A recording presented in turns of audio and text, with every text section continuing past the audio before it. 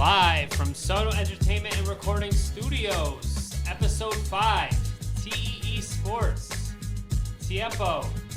Your boy EB, and today we actually got our a guest, Pacman, aka Evo.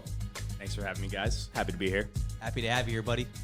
Oh man, what a day it is! We got our opening pitch out for the wild card game with the Brewers and the Nationals. It's just wonderful to be here. It's just a time to be alive. October, the heat of it. NBA, like we keep saying, like last week, NBA starting in 20 days. We have the MLB postseason going on. We're in the heat of NFL season. It's just a good time to be alive. It's the best time of year. You got NHL and NBA starting up soon. MLB postseason. Yep. NFL is kind of kicking into high gear where you're seeing who's the phonies and who's the real legit this year. So I know a lot of Giants fans are happy with Danny Dimes. That we Danny are. Dimes. Yeah, you can't. I mean, Danny, I'm convinced. How can I be upset as a Jets fan? We didn't play, so we didn't lose. That's a positive for the week. That's it. Yeah. Heard we were favored against the bye, but I saw they lost actually 43-7 Yeah. to the bye, but that's only a they story for find a another way to time. do that. Yeah, only Jets. I got a little backstory before we get started. So growing up, I was a Met fan. You know, when I was a kid, my father and my Pepe were both big Met fans. We watched it all the time. And so, yeah, thank you. A little late, but it's all. So, and then when I started hanging out with Pacman over here, and you know, BK being a Red Sox fan our producer BK, Pacman was like, "Nah, that shit ain't flying. You're gonna be a Yankee fan. If you're gonna be coming around the crib, you're a Yankee fan." And it's been that ever since. Grew up watching Big Unit, You should. as you should, and it's been the right course. Let me say, because they have a little more to add to it. Something just changes inside of you when you get inside Yankee Stadium. You feel the ground below your feet shaking and trembling from the just raw emotion of people being so invested in the team that they've been watching since they were brought into this world. Easy as that. And yeah. Me being a Nets, Jets, and Yankees fan, like, I should be a Mets fan just based on, you know, Jets and Nets and that kind of area, but I'm so glad I'm not because it gives me one team that I can actually root for. You know, and actually have faith in Yeah. to go to the postseason every year. And You know it's going to do something, can amount to something, it's going to put a product on the field. Tanking is just not part of Brian Cashman's vocabulary. It's never just- been. Even you just go back to isn't. the Steinbrenner days, it was never. You're not going to tank. You're going to put your best product on the field. You're going to spend top dollar. Yeah, there is no rebuild. You rebuild in the short off season, and next year you're ready to compete again, and that's that. And that's it. So and I thank you for making me a Yankee fan. So today's show, we're going to get into a little MLB postseason. We're going to get ourselves into the NFL recap. We're actually going to get started with a little NFL recap, week 4, that is. Kind of go over the picks and see how Tommy lost miserably 0-7 against the my picks God. from last week. 0-7 in picks this week. What was I doing? You man? can't get much You can't get much worse than that. And somehow the Brewers are already up 2-0 on the Nationals in this First inning. top of Home the run. first. A long ball wins in the playoffs. That's what it is. And they don't have Yelich, so good for them. They're actually doing something with their lives.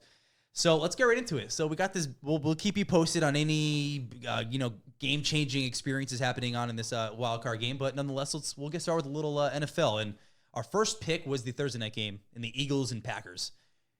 You picked the Packers, and I was absolutely fine flying with the Birds because I knew the Eagles were going to win. You had Wentz and Carson Wentz, 3 dropped touchdowns. a 40 piece on me with Didn't Ertz even put up. and Wentz. He did. I know. Carson Wentz is that guy.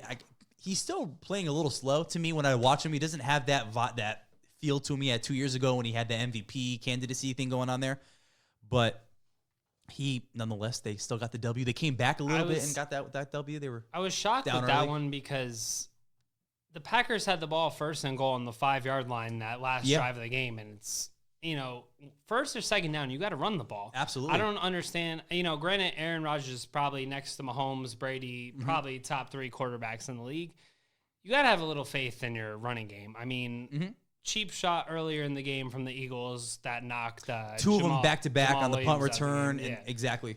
At the Which- same time, though, Devontae Adams carried the team the whole game. So to Yeah. lose him on your last drive, to change what you've done the entire game is hard. Yeah. You're flowing with the motion. Because what do you have? Finished off with 10 receptions for He 180 dropped. yards. 180 yards. I went want to in. say he was at 30 fantasy points at halftime, and I Yeah. was like, this guy's dropping 50 on me, Easily. no doubt. Yeah. But he came off with an injury. But that's that goal line target where you hit that fade in the corner of the end zone. Maybe And send what him ended up across happening for the Packers in the goal line? Yeah, Eagles stopped him. Man. Eagles stopped him. It was a tip INT, and Mr. Proficient over there, Aaron Rodgers, couldn't quite close the deal.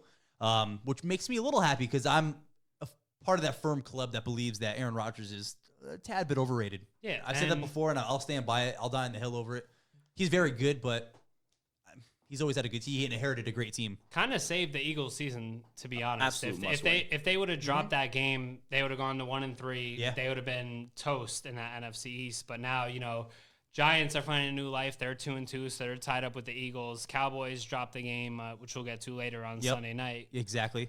So that division's wide open right now. Wide open. And I got to say, getting into those Giants, if we're going to talk NFC East, and Danny Pacman shed a little light on it, but he looks pretty damn good. He looks very damn good. I got to give it to him. I had no faith in the kid coming out. He's making me eat my words every which way. Finally something to believe in as a diehard Giants fan, lifelong Giants fan. I was sitting there night of the draft and head in my hands, just distraught over the pick that we just made. Who the hell? Josh Allen is sitting on the board, and you're like, here he is, the next Michael Strahan. We're ready. We're taking him. And Daniel Jones. Yeah. Here we are. But here we are. Like every other Giants fan, I have to say there's new life. There's air in your chest that you haven't had for the last several seasons. I mean, we're talking about the last time the Giants played the Patriots in the Super Bowl is the last time you felt like you had something to look forward to. And you kind of had that same stale kind of offense with Eli, and now that I feel like Daniel pass, yeah, punt, but it's like you don't pass. Why waste Barkley now? You can do some run pass options with Daniel Jones and him. He's gonna come back off the injury. I think not this year, but next year he's gonna be. Those two are gonna be in sync so much that you're gonna see a big difference in them.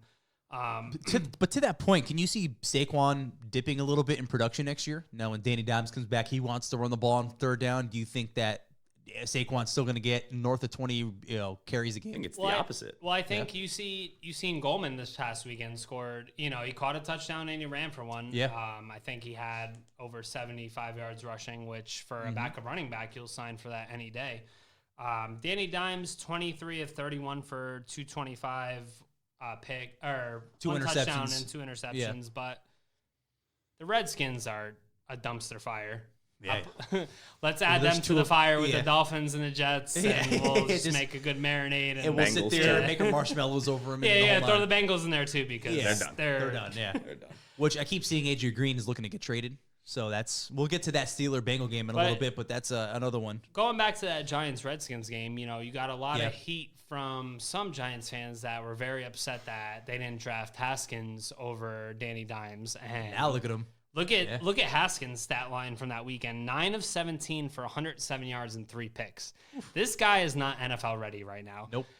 I think he was taken in desperation of saving Jay Gruden's job out in Washington. Yeah. You have two capable quarterbacks in Case Keenum and Colt McCoy over him.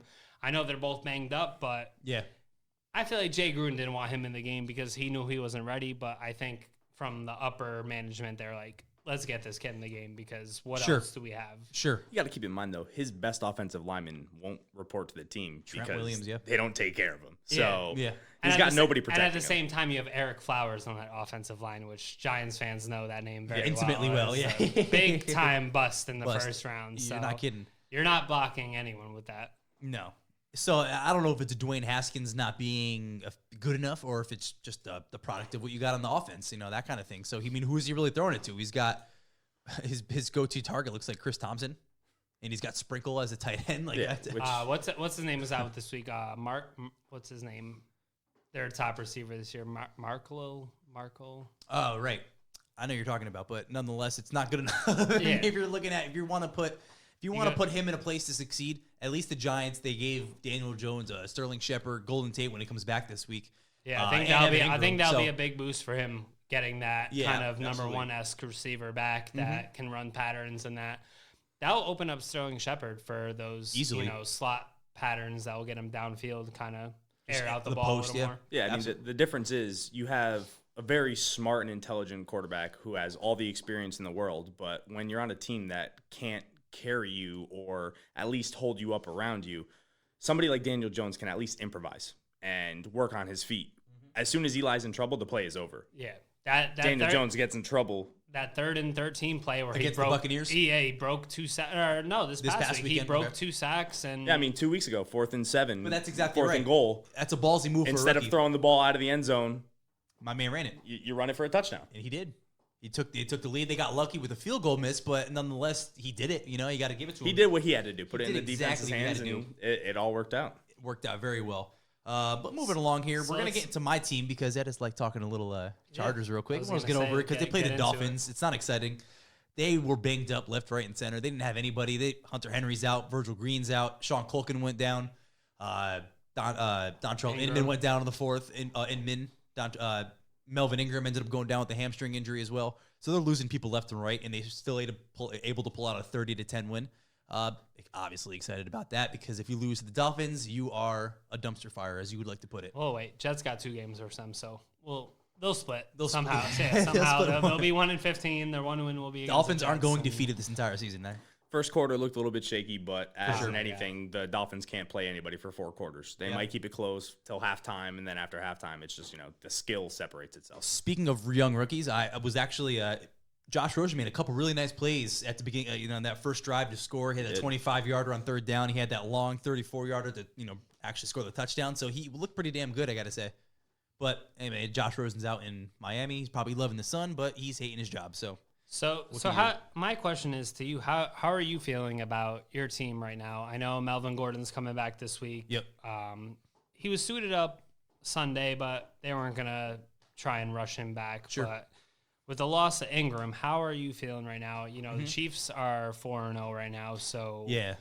Do you think you still have a shot at the division, or you think you're kind of gearing up towards that 5th, 6th seed in the wild card? Definitely a wild card. There's no way we can get that unless something horrible happens to Pat Mahomes in the next couple weeks to actually set them on that path. Right now, I feel the Chargers franchise and organization is being just balanced by Phillip Rivers healthy, honestly. I mean, he started 210 consecutive games, second longest active streak. I pray that if he goes down, everyone else is going to go down. Who's the Chargers backup right now?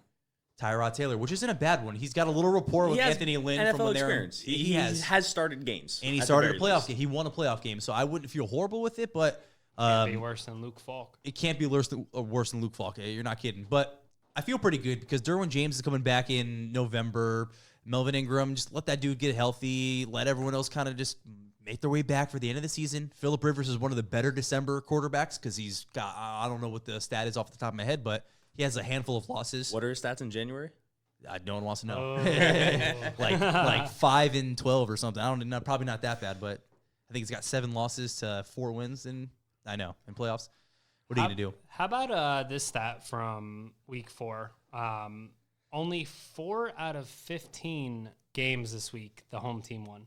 So that means 11 road opponents won this week, as opposed to the 4 teams that won this week were the Saints, Bears, Giants, and Steelers at home. Yeah, that's an interesting stat.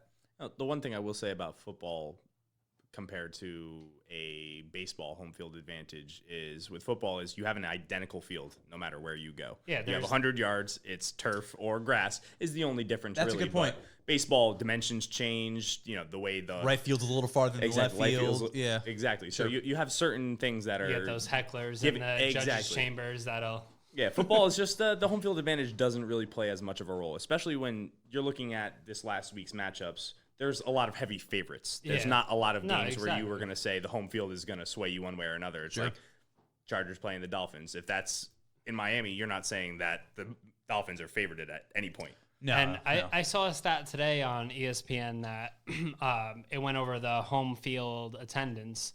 The Cowboys were number 1. Can you guess what the number 2 team was for attendance this year? Yeah.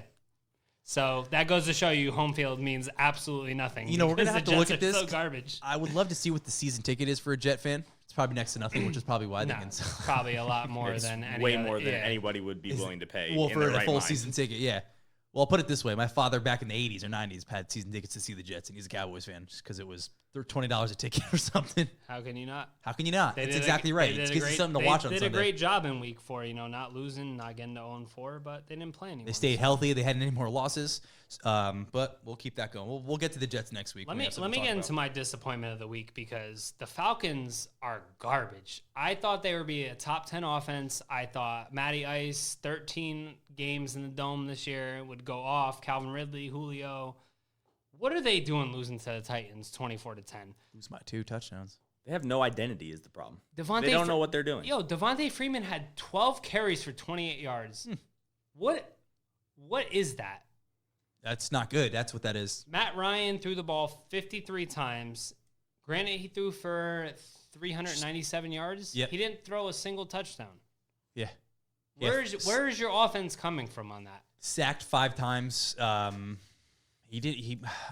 that's weird. Julio Jones was targeted 7 times, but only had 4 receptions. So it's not like he was totally, like you said, they don't have an identity. He's boomer bust though every single week. Exactly. He's boomer bust. If He booms, shows up and boom. he's the star of the game. Yep. I feel like that whole team is boomer bust though. Sure. Yeah. It's this team, talent wise, you go through the roster. There's no reason why they should be losing these games. Sure. Especially to the Titans, who you just look at came off that brutal loss for against Jacksonville. And I love that defense they have over there with Keanu Neal, Desmond Trufant back there. And they have a very good defense, or from what I recall, at least. Maybe it's a little lacking right now. Clearly deteriorated because they can't keep anybody out of the end zone. Sure. I feel like they're hit or miss. Like, I don't understand how they didn't close out that Super Bowl versus the Pats, but I feel like that was the time to close that out. You get your ring, and then whatever after that. But it's just been disappointments from them here from start to finish. And that's a heck of a loss from the handed to him by the Titans. Really is. Speaking of disappointments, I know our buddy on the control board over here is a Pats fan. Tom Brady Sunday. Oof. What was that? They got they beat the Bills 16-10, but Brady had his worst statistical game ever. 150 yards. He was 18 of 39, so he missed half of his passes. Yeah. 150 yards, no touchdowns, and a pick.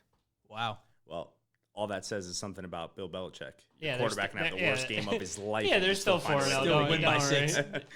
Well, that game was, I like to say, was handed by the defense. Our defense is playing so damn well. Sacked Josh Allen 4 times. The 3 interceptions, one of them, or a blocked punt getting run back for a touchdown.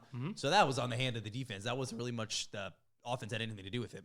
The Patriots have this sort of aura around them, which makes me upset too, because you saw in that Colts-Raiders game where Vontaze Burfict got ejected. Granted, that dude's a dirty player, hands down. Year after year has something going on. If you're a repeat offender, you're out of there after a shot like that. But Josh Allen took a cheap shot right on the goal line, helmet-to-helmet hit, and nothing happens with the Pats. Maybe he gets fined behind the scenes, but I feel like they have a little edge with the NFL. It's like, oh, it's the Patriots, so it's okay. Well, let it slide. Don't worry about it. It's just the Bills. Like, we don't care. Sour Jets fan. Oh, that was in the back of my head. I am a sour Jets fan, but still. If you're gonna call helmet to helmet hits and roughing the quarterback and all, everything should be fair across the board. I don't think because he's such a dirty player. If you saw the play, Jack Doyle was trying to get up because he didn't get touched. So it's either stop on a dime and force an injury on yourself, or just hit him.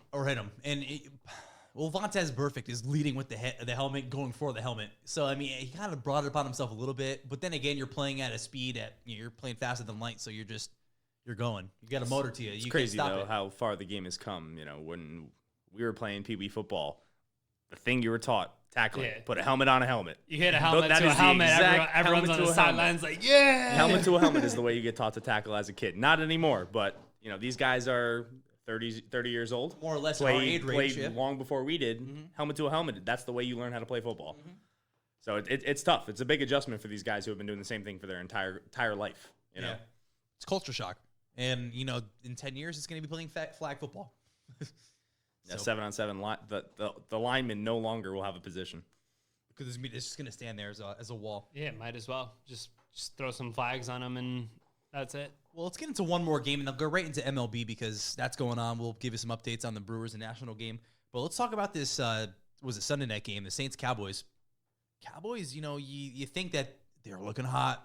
Dak Prescott's looking like a $40 million a year quarterback. I took him on the road in the Dome. Absolutely. How can you not? But somehow. Did you see Taysom Hill's truck he had? Yeah, on that run? That's something.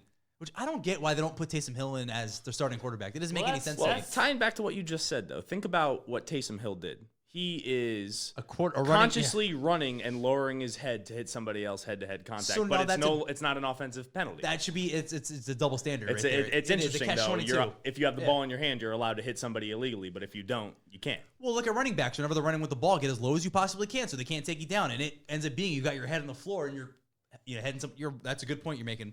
I wasn't disappointed with the Cowboys. I picked them in our picks last week, but they didn't give up a touchdown. They have 4 field goals. Yeah. It's more their offense that was the issue. That offensive line that we thought was, unbeatable is now looking not too hot right now. Ezekiel Elliott had 18 carries for 35 yards and a touchdown. Yeah.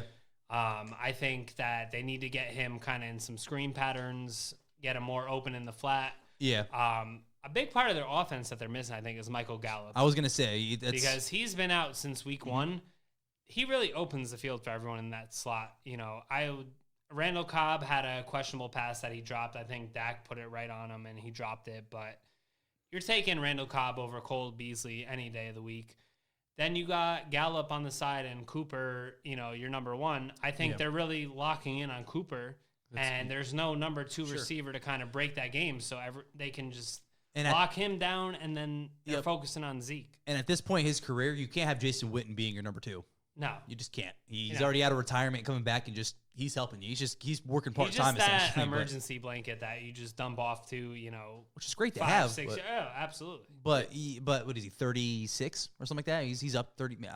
At this point in his career, you don't count him by his age. You count him in how many years he's been in broadcasting now. So he's a year old. He's still a baby. You don't want to put a baby out there. Looking at this game, though, in retrospect, realistically, this is a game that the Cowboys needed bad. Because if you're looking at their schedule in the beginning of the year, you're saying Drew Brees is gonna at home. He's gonna take it to the Cowboys. It's not going to be an easy game for the Cowboys. No. So for Drew Brees to be out and the Cowboys have the opportunity to take this game and to go to 4-0 and really take the division by the horns and have a conference win like that, they slipped up big time because they left the door open for the Giants. The Giants now are only 1 game behind them. Granted, the Cowboys already have the victory over the Giants, giving them the advantage in the long run. But they made a mistake. Easily made a mistake, and I would honestly be a little afraid of the Giants right now, heading toward going through momentum is everything. These weeks. Absolutely. Giants have played pretty damn well. They can. I think when that time comes and they have that matchup again against the Cowboys, I can see Giants giving them a little run for their money. Yeah, week one they had Eli Manning in. I don't think it's going to be like week 1 where you kind of have that steamroll and put DJ in just to help. Not defeated offense, but I feel like it's like that same old with Eli Manning. That it's like, once the defensive linemen crash on him, he's not moving the ball out the pocket. So speaking of the Giants, it takes me to one more thing that I'd like to touch on in the NFL. I mean, Jameis Winston. Mm-hmm. You had a game against the Giants where you're like, all right, 2 bad teams, run up the score, 2 terrible defenses. Yeah. It's nothing to even keep on in the back of your mind. Then they go to L.A. Yeah. They go to L.A. Put up numbers. They put up points. I mean, Jared Goff throws for 500 yards and can't win the game. That says something about your offense. I mean, Jameis Winston is on fire right now. Maybe Bruce Arians finally figured him out. Yeah. It's been a long time, but maybe they finally figured him out. I think a lot of people has the Rams numbers right now. I think a lot of teams know what it takes to beat them, and Jared Goff's not worth that contract. Oh, my God. I had it listed right here, first note of this game. Goff is not worth that $140 million. There you go. How do you throw 68 passes for 517 yards and still lose the game? It makes no sense to me. This Bucs team was defeated before they came into your stadium, and you just let them walk run over wild. You in the Coliseum. Winston had 4 touchdowns, 385 yards. I know they were down the whole game. Todd Gurley, 5 carries for 16 yards and 2 touchdowns. Couple cheapies there with that, but Todd Gurley, hurt or not? You're giving him the ball 5 times? He's got to be. I mean, it's long term. The way they're looking at it is we're trying to preserve this guy for franchise, not for a Super Bowl. Why give him that guaranteed contract and all that money then? If they were premature on it. They thought he was healthier than he actually was, and as soon as he had that contract, last year he started tapering off toward the end of the year because he knew he got his money, he got his bag. That's why a lot of teams are hesitant to give these running backs their new contract or re-up them. And that's where I hate to say it because that sounds so immoral and it sounds so impersonable, but you could just break your leg and what's the point of giving you $60 million if you're not going to do anything for me? I mean, they are running a business, and that's once again, I don't want to seem so insensitive. The NFL franchise is a business, and you got to put your best product out there every single day. And if that requires you making a cut or you making a call that you don't want to pay someone, then so be it. I think the Rams made a bad call on that one because Gurley has not looked like his normal self this year. He may never be again. He came out of Georgia like that too. He had he had the injury history there, in the ACL Georgia, there, so. yeah. So he's a little shaky knees, as though he's a great talent. But here we go. We're gonna get into a little bit of baseball. We got a lot of different topics we want to get into. MLB postseason's going on right now. The Brewers are up 3-0 on the Nationals. Deep to left. There it goes. I mean, put it like this: we know whoever wins this game is going to go on and lose to the Dodgers in 4, most likely. Yeah. Do you think that? But do you think? I mean, either one of these teams has a chance against the Dodgers? I think not these teams in the NL, but I think the Braves have a puncher's chance versus the Dodgers. That lineup is pretty lethal with Acuna, Freddie Freeman. They're starting pitching. They got Keuchel. They got Soroka. Yeah, Soroka. Yeah, Karen. I'm not gonna put money on it that they're gonna beat the Dodgers, but I think that's most likely gonna be that NLCS. I thought the Brewers were gonna be that team, but after Christian Yelich got hurt, I don't know how I trust that lineup. Obviously, they're proving me wrong right now. 3-0. Yeah, they're lighting up Max Scherzer. But I think it's Grandal hit a 3-0 home run and second Thames inning. hit a home run. You know who's coming out of the bullpen? Yeah, Strasburg's coming out of the bullpen. You got another ace coming out anytime now. Now, wouldn't that be bittersweet for the Washington's make a comeback and win this game? Screw Bryce Harper, right? Yeah. I mean, No, we don't like him. Screw you, dude. So that'd be an interesting win. And on the other side of things, we have the other wild card game tomorrow night.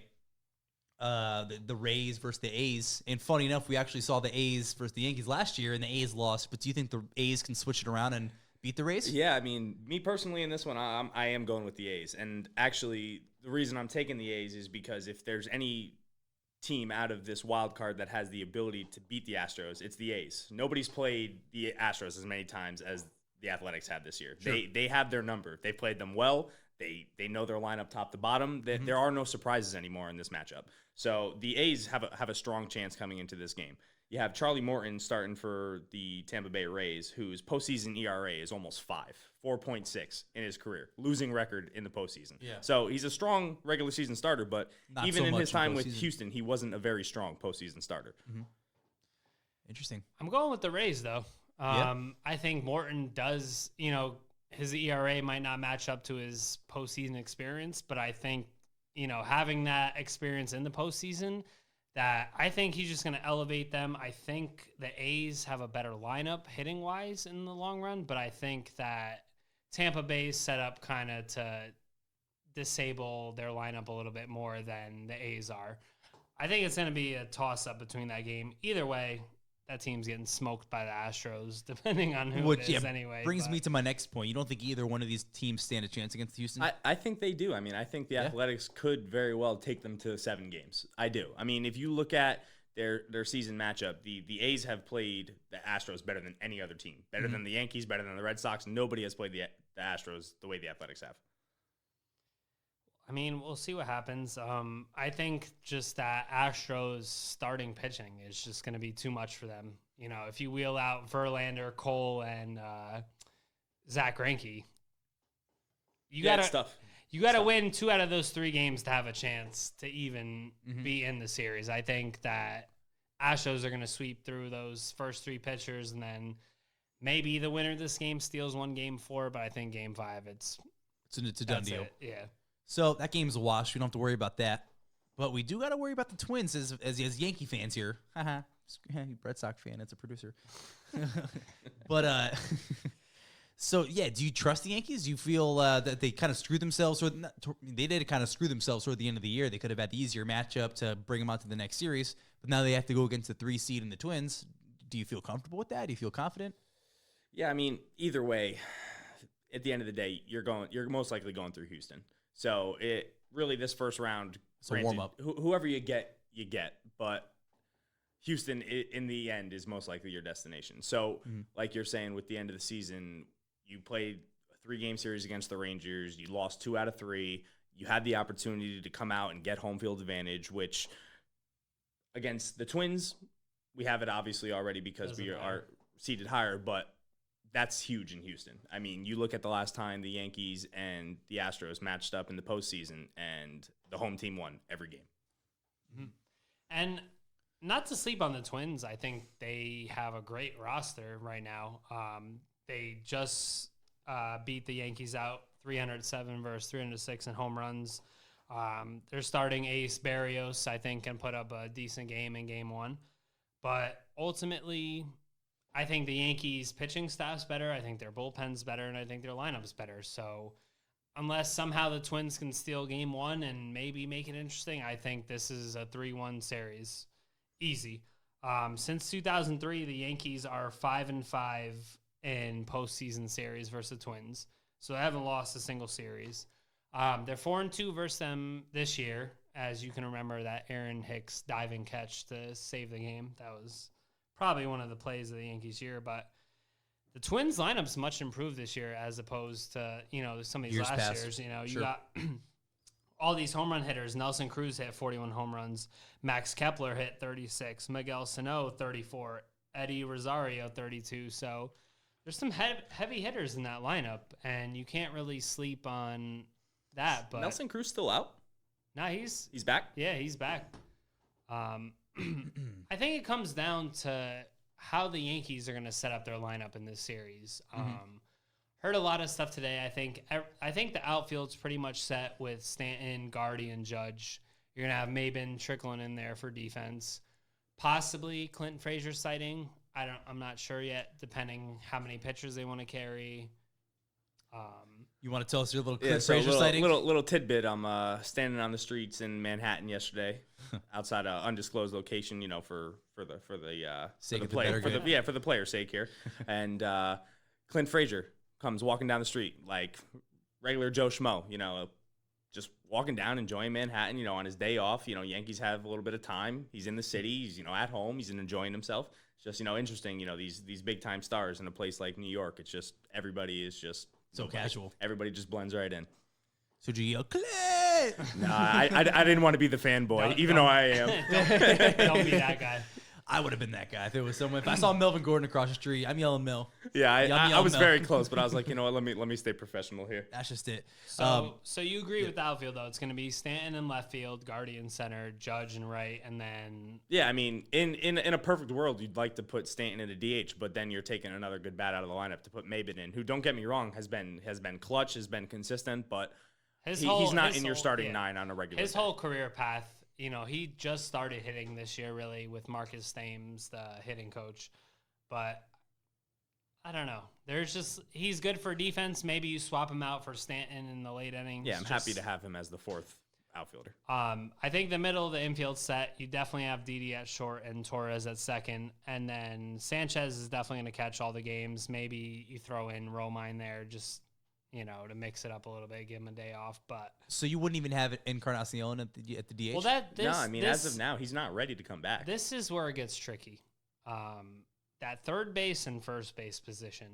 Mm-hmm. Gio Urshela's just got hurt, but I think predominantly that's your starting third baseman.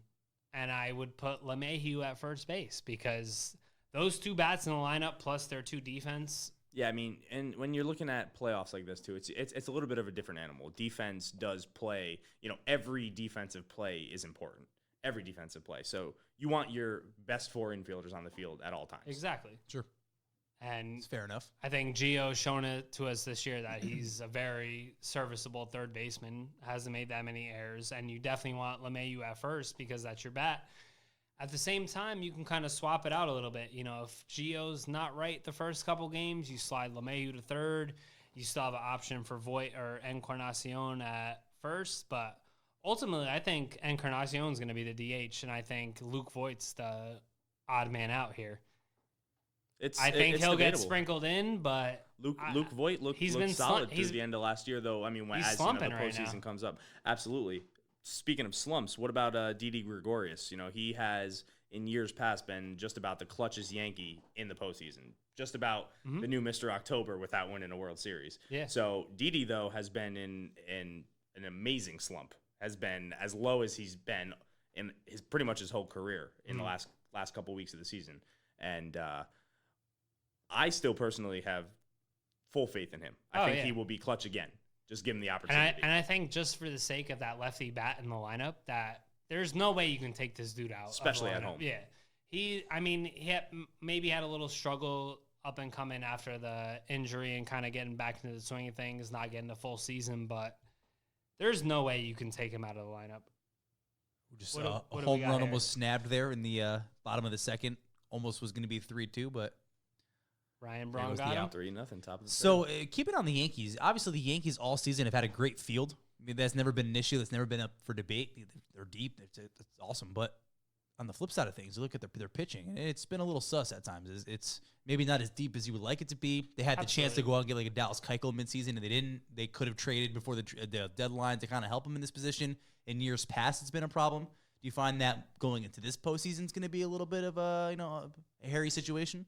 I mean, it goes both ways, because when you look at all their potential opponents in the postseason, the Yankees still by far have the deepest bullpen, by far. And when you're looking at the postseason also, the Yankees are most likely going to carry 3 true starters. So the balance is relievers, which the Yankees are deeper than any really 2 teams combined at this point in the postseason. So I still feel confident in their pitching, but they have to at least get us a few innings a game. Sure. At least a few innings a game. If Tanaka comes out, or if Pacman comes out, give us 5 innings, bro. And I'm happy with 5 innings, allowing 3 runs. You know, we don't need a shutout. Like we have hit to enough hit to make up for that. We can't assume that we're not going to hit, because if we don't hit, we're not going to win a game either way. Well, exactly, and that's never been a problem for the Yankees. They can hit anything they want. Seemingly, I think it's kind of a big point, but not really. I think Domingo Germán not being available for the postseason, I think you could have split up that Germán Severino start and got a good 6-7 innings out of them and just turn over to the bullpen. But yeah, or even worked Germán out of the bullpen, which is probably going to be the route they were going to go. Either way, I think this first series, I don't see it being more than 4 games. So I think you throw Tanaka, Severino, Paxton out there, and then if you do get to a game 4, have Chad Green open, and you just go bullpen, and you get CC in there, you get J.A. Happ in there.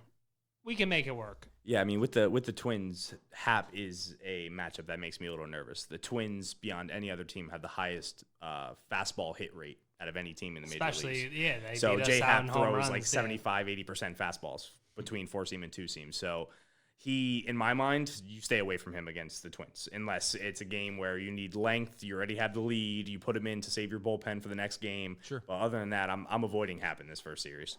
Interesting you brought up the home road splits between the Yankees this year and how that might affect their playoff run. So I have their stats here. The Yankees at home this year were 57-24, and on the road they were 46-35. So you see a little bit, they were definitely plus on both sides, but interesting stat here is that when they were away against all their away opponents, they had more home runs, more hits, and more runs.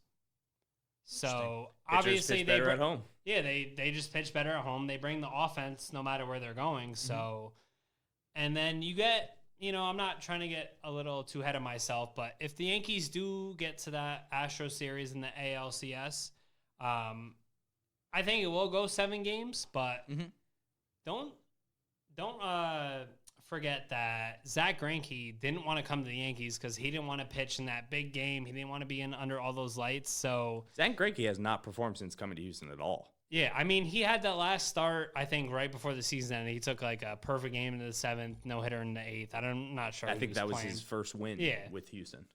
So the Yankees really wanted Zach Greinke, and he pretty much was like, I'd rather pitch a one-hitter than a no-hitter because I don't want the pressure on me. So what do you think that's going to be like? They're going to pitch Verlander and Cole in the first 2 games, and that third game is going to be in New York, and Greinke's going to pitch. So he's going to get the boos. Yeah, he's going to get those big lights. He's going to get overwhelmed. I really think if the Yankees can steal one in Houston, that they're in really good shape for Well, that's like a perfect New York Times post. Yeah, you could have been with us, but you went and blew it in the big lights and the Big Apple. So what are you going to do? Don't be surprised when Garrett Cole's a Yankee next season either. So assuming that Yankees are going to win against the Twins, do you think they totally screwed themselves going into the matchup against the Houston Astros? I think it is what it is. I think it's been those two are the two juggernauts of the MLB. Mm-hmm. We kind of figured that they're going to meet in the championship series. The only other big team is the Dodgers. So we're kind of waiting to see. We pretty much assume they're going to go to the World Series for the third year in a row. Don't count out the Braves. Yeah, not like I said, the Braves are going to give them a run. Dogs. Yeah. But I don't know. It just feels like this is the Yankees' year with all these injuries, all this animosity, all this stuff that we've been through. It's like, how can this not be our year? You know? I think the Astros are a little overhyped to a sense. Like, granted, I think they have a better rotation over the Yankees. Mm-hmm. Lineup wise, I think I give a slight edge to the Yankees, but it's not that much of a slight edge. Yeah. And the Yankees are here to stay because 2 years ago they were a younger team, but they were there. They made it to the postseason. They got pretty far. They won a handful of series. Last year was the Red Sox that kind of stopped them halfway. And then it was, this year it's like they're like you said, they're primed for that, the limelight. They're primed to make that next leap into the World Series. Quick take on the Red Sox. I mean, what is going on with that franchise right now? Fired the president. I mean, looking at trading away Mookie Betts, they don't know if they're going to re-sign JD Martinez. JD Martinez. It's falling apart. I mean, and that's the recourse of bringing in a general manager who only looks at 1 year. Depleted the farm system, traded away every asset you had, brought in all the big name players, wins the World Series. Next year, you don't make the playoffs. Falls off. You lose your job. Yeah, that was a turnaround, unexpected turnaround. It was earlier in the year that they weren't. It was not like they won a handful of games and like, all right, they're here. No, they started off horribly. I mean, it was through May or they were down X amount of games, and there was no team that ever won this many. Make it to the playoffs. I mean, on the flip side of that, you really do got to take a second and give credit where credit is due. I mean, the Dodgers now, this is the third year in a row that they're returning to the playoffs after being in the World Series. You look at the last couple teams who have been in the World Series, it's just been an absolute meltdown the following year. The Cubs, the Red Sox. I mean, it's pretty consistent for going back as long as you can look in history. It is hard to make it to the playoffs and go far. Would you tip your hat to the Astros for doing it now a handful of years in a row now? So. Yeah, as much as we don't want to say that because we'll be eventually coming from them that they essentially took tanking to the MLB to get all these players, but it worked. It's paid off. Yeah. So that takes me to my hot take of the night. Let's hear it. And Justin Verlander, American League MVP. MVP. Yeah. So I was going to get into that. Yeah. Who do you have as not Cy Young, MVP? Both. Wow. Who do you have on the other side? So, other side, MVP, actually, believe it or not, barring the injury, I'm actually still going with Christian Yelich. All right. Still going with Christian Yelich. He got injured late in the year. So. Yeah, it was, in the middle of September he got injured, so he still had a lot of his resume to hold. Still has better stats than anybody that has been playing. Yeah. All right. So, AL Cy Young, I definitely suit with you for Verlander. 2.52 ERA, 21-6, 300 strikeouts. Hands down. 0.803 whip. Yeah. That is ridiculous. Unbelievable. And for those of you who don't know, that's walks and hits per inning. And he gave he allows less than one walk or hit per inning. And he gave up the most home runs in his career this season, which I think the balls are juiced, but we'll get to that. Yeah, so interesting. Now that we kind of covered that, actually, I want to get into that a little bit more so because I think I was listening to Mad Dog, Chris Russo yesterday, and he was saying, the ball's juiced. The ball, he's got that little funny accent. The ball's juiced. They're hitting them out of the park. But it's true, though. He holds a valid point that I went back and looked at it, and Babe Ruth, I guess you can call it in his prime from 23 to 25, averaged, 1918 when he was 23, 11 home runs. Next year, 29 home runs. Next year, 54 home runs. Someone like Lou Gehrig, same thing, 23 to 25. First year, 1926, 16 home runs, 47 home runs, 27 home runs. But you look at someone like Judge, and he came out swinging, or you look at someone like Pete Alonso, so he 53 home runs this year. Do you think the ball is juiced? Do you think it's... definitely. Do you think something changed? Do you think people are throwing it faster, which is now having a quicker... I think the seams are just tied a little tighter, and the ball is just exploding off the bat. I mean, you look at Brett. How many home runs did Brett Gardner have after his worst season ever? Over almost 30? Yeah, almost 30 home runs, and he's a little. He actually might have gone over 30. Yeah, he's a little slap hitter. Nothing crazy, and even that dude's hitting 30 home runs. You know? You look at Pete Alonso, 53 home runs. Judge his rookie year, 52 home runs. Exactly. So, which is interesting because Aaron Judge, I didn't realize Aaron Judge when he came into the league was already, I think, 25. So he's already kind of like midway through his 20, a little older. Rookie. He's an older rookie, exactly. Whereas Pete Alonso, I think, he's only 23. Yeah, exactly. So, nonetheless, still interesting. I was looking at those, digesting it, and I'm saying to myself, the balls, something's got to be changing. It's either the pitchers are pitching it faster, that the ball is getting stricken off the bat a little farther, or whatever the case. Maybe something's changing here, there, everywhere. But interesting debate, nonetheless. I have to say, and I got to say, Christian Yelich looks like he's 12. I'm gonna stick by that. And he looks like Pete Davidson. So. And he looks like Pete Davidson. He really does. I never looked at that. It's funny when I was watching that. What was it, David Bacchiara or whatever it was from the Milwaukee Bacchiara? Yeah, when he was drinking the beers at that Buck game earlier in this over the winter. I was like, who the hell is this little dude sitting next to him? Is he even old enough to drink? I had no idea what Christian Yelich. I heard of him, but I never seen his face before. Someone's like, that's Christian Yelich.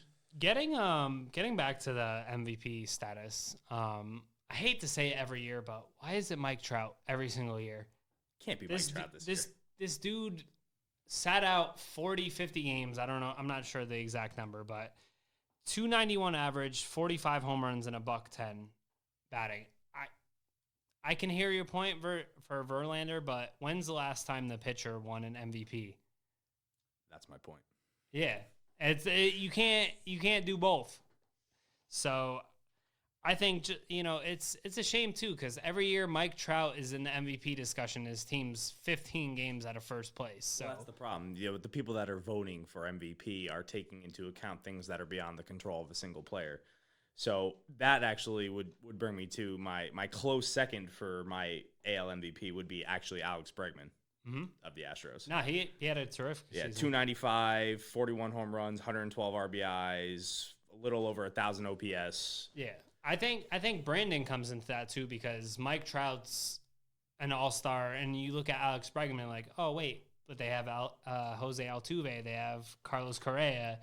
He's not that name brand guy on that team, so I think he gets a little pushed to the side. But yeah, I mean the Astros are just stacked. I mean, I have the Cy Young, the MVP, and actually the Rookie of the Year for the American League all coming from the Houston Astros. Yeah, I have Alvarez, AL Rookie of the Year. Yep, I have Alvarez too. Yeah, I mean that team is just absolutely stacked. In half a season, dude batted .313, 27 home runs, and 128 RBIs. Yeah, got called up in middle of June. Ridiculous. I think NL Rookie of the Year obviously goes to Pete Alonso. It has to. Yeah. By a long shot. So he batting average is a little low, but 260, 53 home runs, a .120. Guess how many games he missed this year? One. I was going to say, yeah. Played 161 games this year. Good for him. Your typical power hitter. And to tag team on the Mets, I think Jacob deGrom gets his back-to-back NL Cy Young year. That's unanimous then. So the dude from the Dodgers, Ryu, said that Jacob deGrom deserves the Cy Young this year. 2.70 ERA, 231 strikeouts, 11-8. But granted, 11-8 on the Mets is probably like 20-4 on any other team, because Edwin Diaz blew 48,000 saves this year. So putting it into perspective, Jacob deGrom has a whip of .971, which is phenomenal. Yeah. The Astros have two pitchers with a sub .900 whip. That is just absolutely mind-boggling. It's disgusting. There aren't. I don't think there's any other pitchers in the entire league that have a sub 9 whip. Not to mention two on the same team. You think that has a little bit to do with playing the Angels and the Texas Rangers out there in the AL West? I don't know. Whole .100. That's yeah. That's a lot. And I think the only thing me and you disagreed with, I think the NL MVP has to go to Bellinger. I think Yelich was my pick before he got injured, but... So look at it like this, side-by-side stats. Average, Yelich, 329, Bellinger, 303. 305. 305, 303. Home runs for Yelich, 44, Bellinger, 47. And Yelich missed, 10 games? Mm-hmm. RBIs, 97 for Yelich, 115 for Bellinger. But the one that really gets me, and I always look at the OPS beyond the actual home runs versus RBIs, because with the RBIs, you also got to account for Cody Bellinger has 8 other guys in his lineup that are absolutely phenomenal on base all the time. Exactly. So when I'm looking at MVP, I'm taking the player on their own, kind of white out the team around them. Christian Yelich has done this pretty much on his own. He has been a one-man team from Jump Street. So the 1100 OPS, I mean, he's in a category with pretty much him, Bellinger, and Mike Trout. Those are the 3 players in the MLB that are even in that conversation. So getting back to your point, with a lot of talent surrounded, that's why I put Trout as MVP, because he's got nobody. Yeah, that dude's it. Like, he's the whole team. I think there will be a day where a pitcher is going to win an MVP and a Cy Young in the same year. It was Bob Gibson back in 1968. 1928. But Clayton Kershaw, I think, was one of the. I think they just need to find a balance between. It's like, yeah. What if Le'Veon Bell had like 2,500 yards this year? Like, he wouldn't be the MVP because he's on the Jets. Well, of course, I was gonna say he wouldn't even have that many yards because he's on the Jets. Yeah. Well, who's NFL MVP last year? Pat Mahomes. Mahomes, right? That makes that's right. Which he will probably win it again this year too. Probably. He's that good of a talent. League of his own. Well, let's get back into NFL because we're looking towards the end of the show now, and we want to do our week 5 predictions. Week 5 predictions. All right, you want to start off with the home teams here? You want to see what we got? Jets, Eagles. Eagles at home, coming off that nice win versus the Packers. Jets don't stand a chance. So I will go ahead and take the Eagles for you. Because you're an Eagle fan. No, you're a Jet fan, and I'm slowly I'm going to becoming pick an the Eagle Jets. I don't know what's happening with Mosley this week. It's looking like he's going to be out, but glutton for pain. They're getting Quentin Williams back. Darnold's back doing some team exercises. I don't think he's going to start this week. I think a smart thing would be to hold him out another week just to make sure he's okay. But I'm going to take the Jets just to take the Jets and give you your first win of the week. But no problem. I can't pick against them. So I'm going to go right into the Thursday night game because that's a pretty good matchup with the Rams and Seahawks, both sitting at 3-1. That's a tough game to pick either way. If I had to pick one, it's on October 3rd. You know the date. I'm going to go with the Seahawks on this one. I'm mad you said that. I got a feeling Russell Wilson's going to do just enough to get by. I mean, if the Bucs can light up for 55, Russell Wilson's going to light up for 65. So I'm going to go with the Seahawks against the Rams. I'm really mad you said that because I thought you were taking the Rams.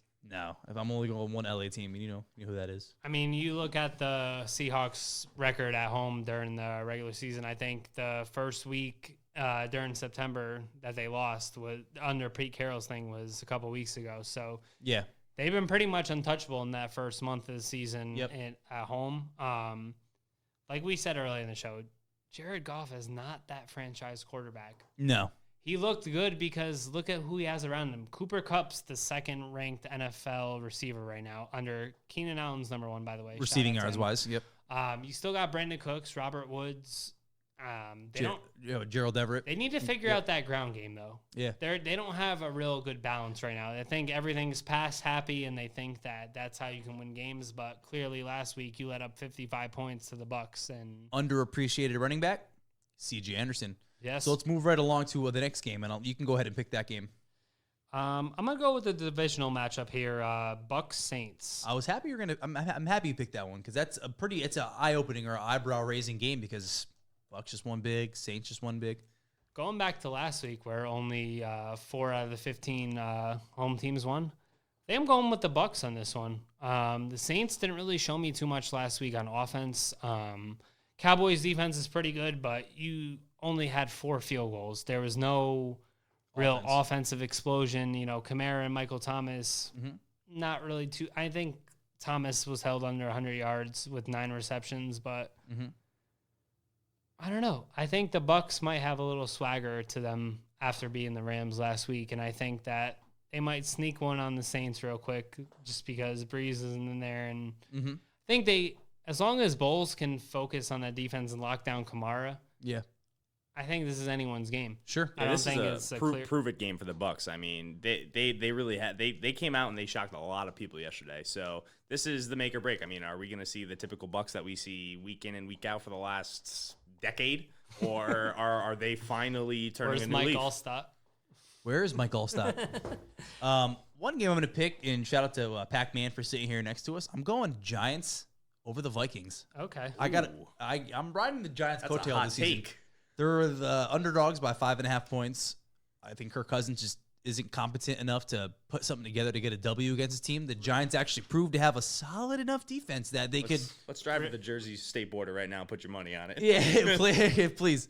Real quick, let's get into our weekly Dalvin Cook and Kirk Cousins update here. So Dalvin Cook last week, who we thought was the baddest man in the NFL, best running back. The bad man. No man on the Minnesota Vikings. 14 carries for 35 yards and a touchdown. It's not good. That's not doing it. But he's had enough yards and enough good games against decent teams this year that I still feel confident that Dalvin Cook is the better running back in the league or amongst the top tier. What the Bears did last week with the Vikings defense, I thought they were like, all right, Kirk Cousins, I'm sorry. Same quarterback pretty much. Same let's story. let's let you beat us with you passing. And we talked about it all year. I think through the first 4 weeks, his most passing attempts were 21. And he threw the ball 36 times last week. 27 to 36, good completion percentage. 232 yards, no touchdowns, no interceptions. So goes to show, once you get the Vikings, you get a lead on the Vikings, and they have to trust their passing game, it's not going to happen. I think Adam Thielen had 2 catches for 20 yards last week. How does that happen? You have Adam Thielen, Stephon Diggs. Stephon Diggs went for 108 yards, though. So he had finally a good game, his first good game of the year, where Adam Thielen's getting every reception, every ball thrown, every touchdown thrown in the red zone. So I'm happy that because I have him on my fantasy team, Stephon Diggs finally put on. Seemingly every single year you've had Stephon Diggs in your team, Pacman. Been a workhorse. And he's been a workhorse. He's been perfect. So when I drafted him this year, I said to myself, I'm good. I got Diggs. I can dig it. But no, I can't dig it because he's not playing up to par right now. So Tommy, go ahead and pick the next game. Pick the Tiempo. I got to go with the Texans versus Falcons on this one. Texans at home. Said Falcons were abysmal this year. I just don't see anything changing around. I think the Texans finally get that home game, maybe break out of that stride. Their offense has been struggling a lot lately. I think another game this past weekend with Hopkins, where only got 5 catches for a handful of yards. I think they really need to get him and Will Fuller going downfield. Granted, they have no running game. Hyde needs to pick it up a little more. Mm-hmm. Duke Johnson, you need to incorporate that. But yep. I thought the Falcons would be a top 10 team this year, and they're just a sinking ship right now. I don't see any hope for that team, and maybe they'll prove me wrong this week, but I don't see it. Doubt it. But I guess I got to rock out with the Falcons this week. So we have 2 more picks left. Yeah, I'll give you the Chargers. So I'm going to go and take the Chargers over the Broncos. We don't have to spend too much time. They're 6.5 favorites. We could spend as much time actually if we want, but no, we don't have to. Chargers, I got a good feeling are going to win. Broncos are 0-4, divisional game. I think Chargers. Melvin Flacco. I think Melvin Gordon's going to put together a nice start to the campaign. He's going to look nice out there next to Austin Eckler, and I'm getting hyped and excited for it. But for the last game, I'm gonna have Pacman. You pick the game for us. All right. So I'm thinking there's a team out in the NFL that's gonna get their first win this year, and that team is the Cardinals. Okay. Cardinals are playing the Bengals this week. Okay. I have a feeling that they might just pull through. Good old Larry Fitzgerald is gonna, will his team to victory. Yep. Okay. But the Bengals have just like the rest of these dumpster fire teams we've been talking about. They can't figure out which way is up. They have no identity.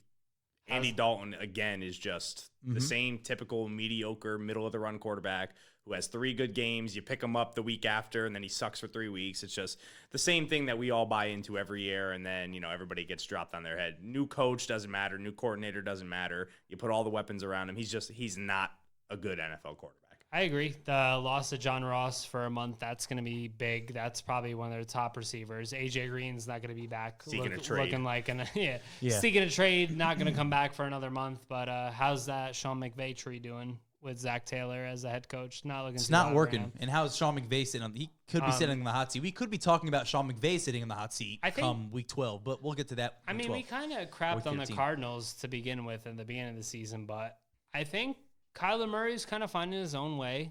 He's making his way. David Johnson's kind of gotten back to his ways. That top 5, top 10 back in the league. And I think, Larry Fitzgerald really opens up the field for him.